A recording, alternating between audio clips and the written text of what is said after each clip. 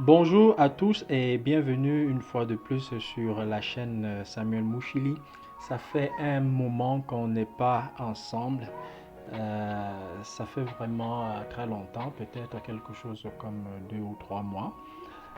Mais c'était un moment de congé pour vous revenir avec plein d'autres énergies, avec plein d'autres formules à mettre sur pied. Alors, je vais vous proposer la chose suivante. Nous allons poster des vidéos tous les mercredis, principalement sur la notion de mathématiques en classe de première C et D dans le programme du Cameroun. Pour aujourd'hui, j'aimerais vous présenter la notion sur application. Bien, sans plus tarder, commençons. Nous allons avoir dans la première partie la synthèse de cours et dans la seconde partie, je vais vous présenter des quiz, des petits exercices qui vous permettront de mieux comprendre cette notion sur les applications.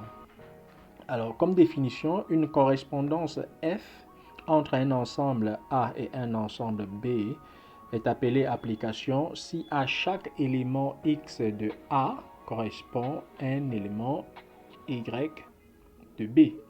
Un seul. Parce que s'il y en a deux, ça veut dire que ce n'est pas une application. En fait, la correspondance à ce moment-là ne sera pas bien définie. Parce que si je prends un élément et puis je cherche son image et puis je trouve plutôt deux images, ça sera un peu difficile pour moi de pouvoir joindre l'élément de l'ensemble de départ à l'élément de l'ensemble d'arrivée. On aura un problème de choix. Donc, l'élément X est ainsi appelé un antécédent de Y.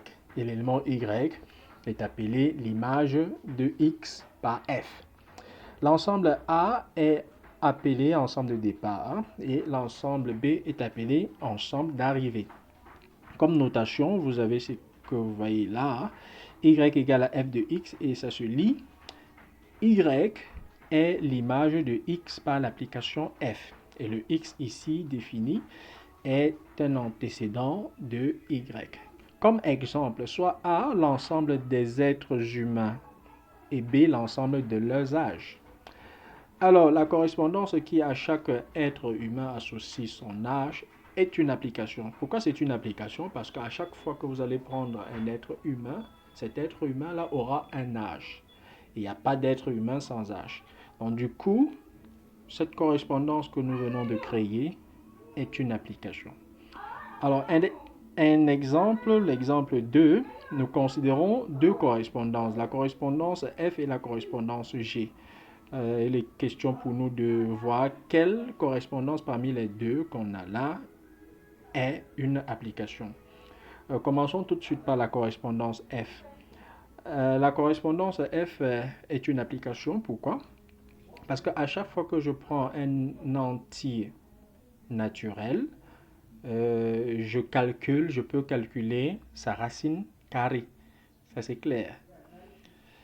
Par contre, l'application, la correspondance G n'est pas une application parce que l'ensemble de départ c'est R et il est difficile de calculer toutes les racines carrées de tous les nombres réels. Par exemple, les nombres négatifs n'ont pas de racine carrée. Si je prends moins 2 comme ici, la racine carrée de moins 2 ne va pas exister. Donc du coup, cette correspondance n'est pas une application.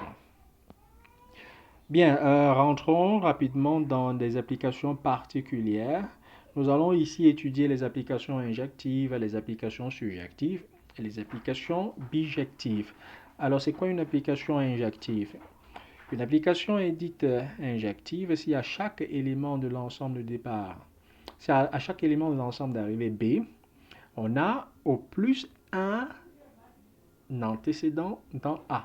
Autrement dit, l'application F de A vers B est injective si et seulement si pour tout x1 et x2 de A, de l'ensemble du départ A, tel que f de x1 soit égal à f de x2, alors on aura x1 égal à x2. Donc si on a cette condition vérifiée, on va alors dire que f est une application injective.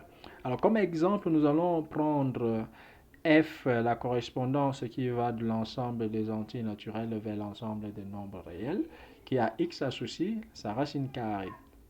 C'est une application injective parce qu'à chaque fois que j'aurai f de x1 égale à f de x2, alors ça veut dire que c'est racine carrée de x1 qui est égale à racine carrée de x2. Donc du coup, on aura x1 égale à x2. Ceci est vrai parce que l'ensemble de départ ici est l'ensemble des entiers naturels. Donc f est une application injective. Alors nous allons passer sur le second point, les applications surjectives. Alors, une application f de A vers B est dite surjective si chaque élément de l'ensemble B a au moins un antécédent. Autrement dit, l'application qui va de A vers B est surjective si et seulement si, pour tout élément Y de B, il existe un élément, pas forcément un seul, mais un élément X de A, tel que y soit égal à f de x. Alors je vous prends un exemple. L'application de R dans N qui a x associé la valeur absolue de la partie entière de x. C'est une application surjective. Pourquoi? Parce qu'à chaque fois que je vais prendre un y élément de l'ensemble des dérivés qui est grand N, et qui est bien sûr une partie de l'ensemble des nombres réels R, alors il suffit de trouver un élément x de R tel que f de x soit égal à y. Or, f de y est encore égal à y. Pourquoi? Parce que y qu'on a pris dans l'ensemble des nombres entiers naturels est aussi un nombre réel. C'est pour ça qu'on va ici avoir f de y égale à y. On peut alors prendre x à être y pour conclure que l'application f est surjective. Alors passons au troisième type d'application.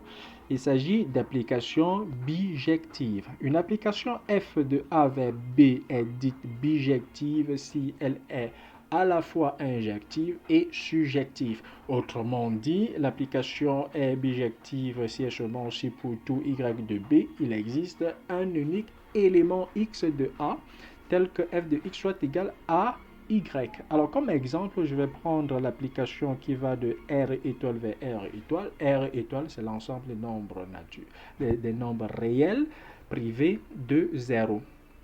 Donc c'est ce que R étoile veut dire. Alors cette application est définie par f de x égale à 2 sur x. Donc, vous comprenez pourquoi on a exclu 0 dans l'ensemble de départ. Donc cette application est bijective. Pourquoi? Parce qu'on peut rapidement réaliser qu'elle est injective et surjective. Il suffit juste de faire quelques considérations. Alors, à toute application bijective, on peut toujours associer une autre application bijective que je vais appeler ici G, tel qu'on puisse calculer la composée de ces applications. Donc, on est ici en train de vouloir composer deux applications. Alors, l'application G qui va de B vers A, ainsi définie, est appelée la bijection réciproque de l'application F. Alors, pour mieux comprendre ceci, je vais vous inviter à faire des exercices qui sont proposés dans ce quiz. Alors, le quiz a 15 questions. Donc, vous aurez à choisir la bonne question parmi les quatre proposées dans chaque question. Donc, on a 15 questions. Chaque question a 4 propositions. Et parmi les propositions, on a au moins une bonne réponse. Donc, déterminez les bonnes réponses pour chaque question et dites-le en commentaire parce que de toutes les façons, vous aurez des indices pour la correction de ce quiz dans notre prochaine vidéo. Bien, donc n'hésitez pas à résoudre cet exercice, à chercher ces exercices chez vous quand vous serez à tête reposée. Donc voilà, nous nous acheminons vers la fin de cette vidéo, de cette séance de mathématiques. C'est un peu comme la rentrée pour nous. Alors, je vous souhaite de passer une excellente journée en compagnie de la chaîne Samuel Mouchili. Donc, restez scotchés et n'hésitez pas à poser des questions si vous en avez. À plus tard.